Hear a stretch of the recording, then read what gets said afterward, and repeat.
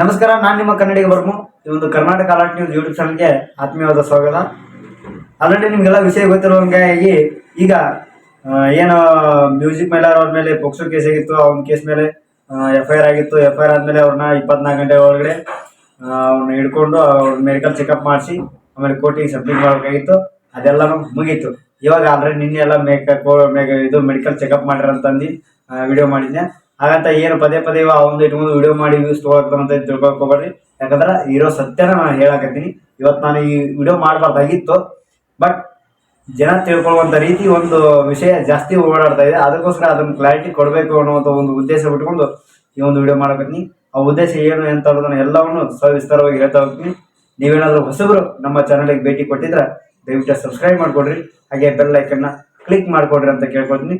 ಈಗ ಡೈರೆಕ್ಟ್ ವಿಷಯಕ್ಕೆ ಬರೋಣ. ಅದೆಲ್ಲ ಆಗೈತಲ್ಲ, ಏನು ಮೆಡಿಕಲ್ ಚೆಕಪ್ ಆದಮೇಲೆ ಅವ್ರು ಕೋರ್ಟ್ ಸಬ್ಮಿಟ್ ಮಾಡಿದ್ರು. ಅದಾದಮೇಲೆ ಕೋರ್ಟು ನ್ಯಾಯಾಲಯ 14 ದಿನಗಳ ಕಾಲ ಅವ್ರನ್ನ ಅರೆಸ್ಟ್ ಮಾಡಿರಿ, ಬಂಧನದೊಳಗೆ ಇರಲಿ, ಜೈಲಿಗೆ ಇದರೊಳಗೆ ಇರಲಿ, ಅವ್ರನ್ನ ವಿಚಾರಣೆಗೆ ಒಳಪಡಿಸ್ರಿ ಅಂತ ಅಂದ್ಕೊಂಡು 14 ದಿನಗಳ ಕಾಲ ನ್ಯಾಯಾಂಗ ಬಂಧನ ಆಗೈತಿ. ಆದರೆ ಹೌದು ಬಿಟ್ಟು ಈಗೇನು ಆ ಒಂದು ವಿಡಿಯೋ ಅವ್ರದ್ದು ಒಂದು ವಿಡಿಯೋ ವೈರಲ್ ಆಗಿರ್ತೈತಿ. ಏನಪ್ಪ ಅಂತಂದ್ರೆ ಅವ್ರು ಏನೋ ಪೋಕ್ಸೋ ಕೇಸ್ ಹಾಕಿರಲ್ಲ, ಹುಡುಗಿ ಒಂದು ಏನೋ ಕ್ಷಮೆ ಕೇಳಿದಾಳೆ ಅನ್ನುವಂಥ ಒಂದು ವಿಡಿಯೋ ಸದ್ಯಕ್ಕೆ ಜಾಸ್ತಿ ಹೊರದಾಡ್ತಾ ಇದೆ. ಅದೇನು ಅಂತ ವಿಡಿಯೋ ಹಾಕ್ತೀನಿ, ಫಸ್ಟ್ ನೋಡ್ಕೊಂಬರ್ರಿ.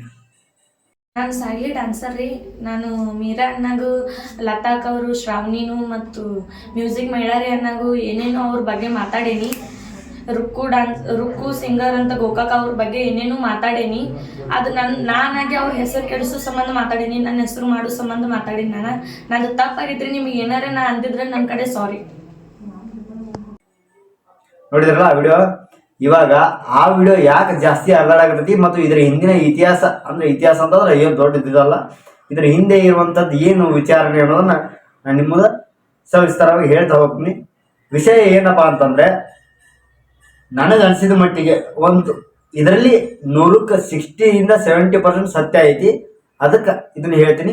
ಮೋಸ್ಟ್ಲಿ ನನಗೆ ವೈಯಕ್ತಿಕವಾಗಿ ಅನಿಸಿದ್ದೇನಪ್ಪ ಅಂತಂದ್ರೆ, ಇವ್ರ ಹಿಂದೆ ಜಗಳ ಆಗೈತಿ. ಯಾರಿಗೆ? ಈ ಮ್ಯೂಸಿಕ್ ಮೇಲರಿಗೆ ಮತ್ತು ಏನು ಟೀಮ್ದವ್ರ ಜೋಡಿ ಬೆಂಕಿಲದಾಗ ಮೇರೆ ರುಕ್ಮಿಣಿ ಸಿಂಗರ್ ಅಂತ ಅವ್ರ ಜೊತೆ ಇವರು ಏನು ಈಗ ವಿಡಿಯೋ ನೋಡಿದ್ರಲ್ಲ, ಈ ಹುಡುಗಿದು ಜಗಳ ಆಗೈತಿ.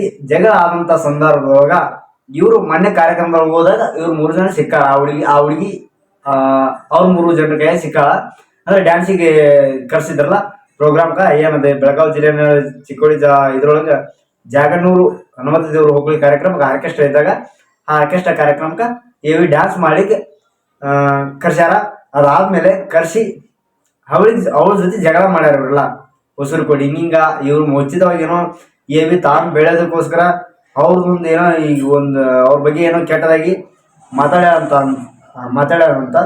ಹಂಗಾಗಿ ಅವರು ಅಲ್ಲಿ ಕಾರ್ಯಕ್ರಮಕ್ಕೆ ಬಂದಲ್ಲಿ ಅವ್ರ ಜೊತೆ ಜಗಳ ತಗೊಂಡಾರ, ಹಿಂಗೆ ಮಾಡಿ ಹಿಂಗಲ್ಲ ಅಂತೇಳಿ. ಅದಕ್ಕೆ ನೀನು ಇದಕ್ಕೆ ಕ್ಷಮೆ ಕೇಳಬೇಕು ಅನ್ನೋಂಥ ಒಂದು ಉದ್ದೇಶವನ್ನು ಇಟ್ಕೊಂಡು ಅವರು ಒತ್ತಾಯದಿಂದ ಅಂತಲ್ಲ, ಯಾರು ಹೊಡೆದು ಬಡ್ದು ಹಿಂಗೆ ಮಾಡ್ಯಾರ ಅಂತೇಳಿ ಕ್ಷಮೆ ಕೇಳಿಸಾರಂತ ಅನ್ನೋಂಗ ವಿಡಿಯೋ ಜನರು ತಿಳ್ಕೊಳ್ತಿರು. ಅದಕ್ಕೋಸ್ಕರ ಅವಳು ಮನಸ್ಪೂರ್ವಕವಾಗಿ ಆ ಒಂದು ವಿಡಿಯೋದೊಳಗ ಕ್ಷಮೆ ಕೇಳ. ಏನಂತಂದ್ರೆ, ನೀವೆಲ್ಲ ನಿನ್ನೆ ನೋಡಿದ್ರಿ, ನಾನು ಆ ವಿಡಿಯೋ ಮಾಡಿದ್ದು ನಾನು ಬೆಳೆಯೋದಕ್ಕೋಸ್ಕರ ನಾನು ಆ ರೀತಿ ಮಾತಾಡೀನಿ. ಮೈಲಾರಣ್ಯಗ ಅವರಿಗೆ ಎಲ್ಲರಿಗೂ ನನ್ನ ಸಾರಿ, ತಪ್ಪು ಏನಾದ್ರು ಬೇಜಾರಾಗಿದ್ದ ಕ್ಷಮೆ ಇರಲಿ ಅನ್ನುವಂಥದ್ದನ್ನ ಕ್ಷಮೆ ಕೇಳ.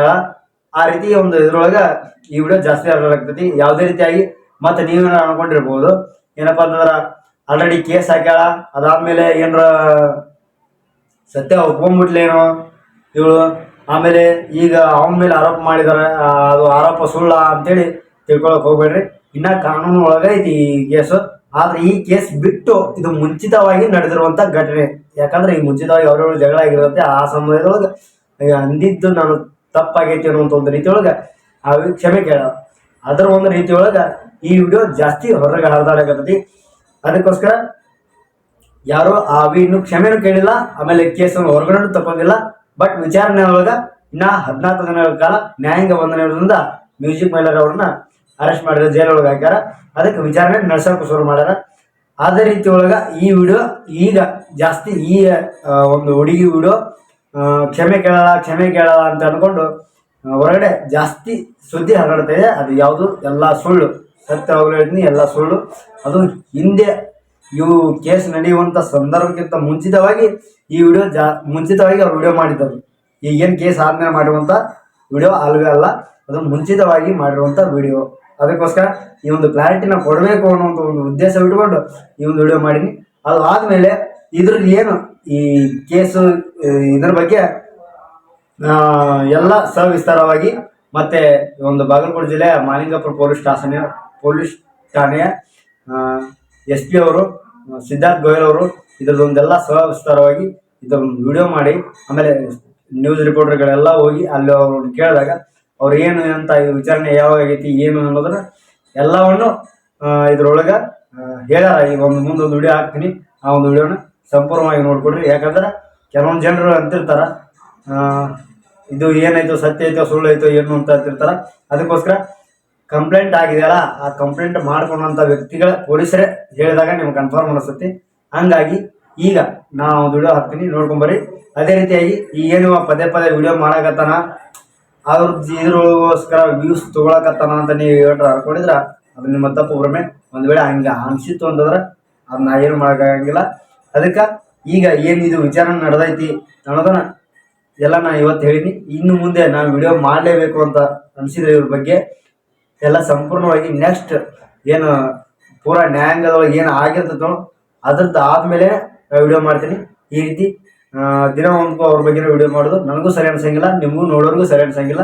ಹಂಗಾಗಿ ಕೊನೆಯದಾಗಿ ಅದೊಂದು ಏನು ಅಂತ ಅನ್ನೋದನ್ನ ಲಾಸ್ಟಿಗೆ ಕೊನೆಯದಾಗಿ ನಿಮ್ಗೆಲ್ಲರಿಗೂ ಒಂದು ಕ್ಲಾರಿಟಿಯನ್ನು ಕೊಟ್ಟು ಇದನ್ನ ಒಂದು ಕ್ಲೋಸನ್ನು ಈ ಒಂದು ವಿಚಾರಣೆಯ ಸಂಪೂರ್ಣ ಕ್ಲೋಸನ್ನು ನಾನು ಇದನ್ನ ವಿಚಾರಣೆಯನ್ನ ಇಲ್ಲಿಗೆ ಸಂಪೂರ್ಣವಾಗಿ ಅವತ್ತು ಕ್ಲೋಸ್ ಮಾಡ್ತೀನಿ ಅಂತ ಹೇಳ್ತಾ ಇವತ್ತು ಈ ಒಂದು ವಿಡಿಯೋನಲ್ಲಿ ಮುಗಿಸ್ತಾ ಮತ್ತೊಂದು ವಿಡಿಯೋ ಮೂಲಕ ನಿಮ್ಗೆಲ್ಲರಿಗೂ ಸಿಗ್ತೀನಿ ಅಂತ ಹೇಳ್ತಾ ಎಲ್ರಿಗೂ ನಮಸ್ಕಾರ.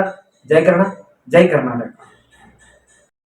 ಈ ತಿಂಗಳು 14/12/2025 14ನೇ ತಾರೀಕಿಗೆ ಚಿಕ್ಕೋಡಿ ಪೊಲೀಸ್ ಸ್ಟೇಷನ್ ನಲ್ಲಿ ಒಂದು FIR ದಾಖಲಾಗಿತ್ತು. ಆ ಪ್ರಕಾರ 15 ಇಯರ್ಸ್ 9 ತಿಂಗಳು ಒಂದು ಅಪ್ರಾಪ್ತ ಬಾಲಿಕೆ ಜೊತೆಗೆ ಒಬ್ಬನು ಪೋಕ್ಸೆ ಕಾಯ್ದೆ ಪ್ರಕಾರ ಅವರು ಏನ್ ಸೆಕ್ಷುವಲ್ ಅಸಾಲ್ಟ್ ಮಾಡಿದ್ದಾರೆ ಅವ್ರ ಜೊತೆಗೆ ಸೆಕ್ಷುವಲ್ ಹರಾಸ್ಮೆಂಟ್ ಪ್ರಕಾರ FIR ಆಗಿತ್ತು. ಅದ್ರ ಜೊತೆಗೆ ಇನ್ನು 6 ಜನ ಮೇಲೆ FIR ಆಗಿತ್ತು. ಈ ಒಬ್ಬನ ಮೇಲೆ ಪೋಕ್ಸೋ ಆಕ್ಟ್ ಪ್ರಕಾರ ಮೇನ್ ಆರೋಪ ಇದೆ, ಇನ್ನು 6 ಜನ ಮೇಲೆ 2 ರೀತಿ ಆರೋಪ ಇದೆ. ಫಸ್ಟ್ ಅವರಿಗೆ ಈ ಆಕ್ಟ್ ಆದ ನಂತರ ನೀವು ಯಾರಿಗೆ ಹೇಳಿ ಬರೋದು ಅಂತ ಅವರಿಗೆ ಬೈದಿದ್ದಾರೆ. ಅದರಲ್ಲಿ ಇಬ್ರು ಆರೋಪಿ ಇನ್ಸಿಡೆಂಟ್ ಆದ ನಂತರ ಅವ್ರ ಮನೆಗೆ ಹೋಗಿ ಅವರಿಗೆ ಸ್ವಲ್ಪ ಹೊಡೆದಿದ್ದಾರೆ. ಅದೇ hurt case, simple hurt case ಆರೋಪ ಇದೆ. ನಮ್ಗೆ FIR 14 ನಲ್ಲಿ ಚಿಕ್ಕೋಡಿಯಲ್ಲಿ ಸ್ಟೇಷನ್ ಅಲ್ಲಿ FIR ಆದ ನಂತರ ನಮ್ಗೆ ನೆಕ್ಸ್ಟ್ ಡೇ 15ಗೆ ನಮ್ಗೆ FIR ಸಿಕ್ತು. ಆ ಪ್ರಕಾರ ನಾವು ಇಮಿಡಿಯೇಟ್ಲಿ FIR ಮಾಡಿದೀವಿ. FIR ಆದ ನಂತರ ಸೇಮ್ ಅದರಲ್ಲಿ ಏನ್ ಕಂಟೆಂಟ್ ಏನಿದೆ ಅದೇ ಸೇಮ್ FIR ನಾವು ಮಾಡಿದೀವಿ. FIR ಆದ ನಂತರ ನಾವು ಇಮಿಡಿಯೇಟ್ಲಿ 3-4 ಟೀಮ್ ಫಾರ್ಮ್ ಮಾಡಿದ್ದೀವಿ. ನಮ್ಮ ಉದ್ದೇಶ ಏನಿತ್ತು, ಆ ವಿಕ್ಟಿಮ್ಗೆ ಯಾರಿಗೆ ಆಗಿದೆ ಅವರಿಗೆ ಕೂಡ ಒಂದ್ಸಲಿ ಇನ್ಕ್ವೈರಿ ಮಾಡ್ಬೇಕು. ಅದನ್ನು ಕೂಡ ನಿನ್ನೆ ನಾವು ಮುಗಿಸಿದೀವಿ. ಅದ್ರ ಜೊತೆಗೆ ಮೇನ್ ಆರೋಪಿ ಯಾರಿದ್ದಾರೆ ಅವರಿಗೆ ನಾವು ಇಮಿಡಿಯೇಟ್ಲಿ ತಕ್ಷಣ ಅರೆಸ್ಟ್ ಮಾಡಬೇಕು. ಈ ಮೇನ್ ಆರೋಪಿ ವಿರುದ್ಧ ನಾನ್ ಬೇಲೇಬಲ್ ಸೆಕ್ಷನ್ ಇದೆ. ಆ ಮೇನ್ ಆರೋಪಿಗೆ ಇವತ್ತು ಬೆಳಿಗ್ಗೆ 5 ಗಂಟೆಗೆ ಮ್ಯೂಸಿಕ್ ಮಲ್ಲಾರಿ ಅಂತ ಅವರಿಗೆ ನಾವು ಅರೆಸ್ಟ್ ಮಾಡಿದ್ದೀವಿ. ಬಿಜಾಪುರ ಜಿಲ್ಲೆಯಿಂದ ಅರೆಸ್ಟ್ ಮಾಡಿದ್ದೀವಿ. ಈಗ ನಾವು ಪ್ರೊಸೆಸ್ ಮುಗಿಸ್ಕೊಂಡು ಮೆಡಿಕಲ್ ಮುಗಿಸ್ಕೊಂಡು ನಾವು ಕೋರ್ಟ್ ಮುಂದೆ ಪ್ರೊಡ್ಯೂಸ್ ಮಾಡ್ತಾ ಇದ್ದೀವಿ. ಉಳಿದಿದ್ದೆ 6 ಜನ ಆರೋಪಿ ಯಾವ್ದಿದ್ರು ಅವ್ರ ಬಗ್ಗೆ FIR ಅಲ್ಲಿ ಕ್ಲಿಯರ್ ಡೀಟೇಲ್ಸ್ ಇರಲಿಲ್ಲ. ಆ ಕಂಪ್ಲೇಂಟ್ಗೆ ಪೂರ್ತಿ ಹೆಸರು ಇರಲಿಲ್ಲ. ಅವರು ಏನ್ ಅಡ್ಡ ಹೆಸರು ಗೊತ್ತಿದೆ, ಇವತ್ತು ಡ್ರೈವರ್ ಇವ್ರು ಏನಿದೆ ಆ ಪ್ರಕಾರ ಕೊಟ್ಟಿದ್ರು. 6 ಜನ ಆರೋಪಿ ಬಗ್ಗೆ ಕೂಡ ಈಗ ನಮ್ಗೆ ಕ್ಲಾರಿಟಿ ಸಿಕ್ಕಿದೆ. ಅವ್ರದ್ದು ಪಾತ್ರ ಏನಿತ್ತು ಅದ್ರ ಬಗ್ಗೆ ನಾವು ಕ್ಲಾರಿಟಿ ಸಿಕ್ಕಿದೆ. ಅದ್ರ ಬಗ್ಗೆ ನಾವು ಈಗ ತನಿಖೆ ಮಾಡ್ತಾ ಇದ್ದೀವಿ. ಮೇನ್ ಆರೋಪಿ ನಾನ್ ಬೇಲೇಬಲ್ ಸೆಕ್ಷನ್ ಅಲ್ಲಿ ಯಾರಿದ್ರು, ಯಾರಿಗೆ FIR ಪ್ರಕಾರ ಇದೆ ಅವ್ರಿಗೆ ನಾವು ಅರೆಸ್ಟ್ ಮಾಡಿದ್ದೇವೆ.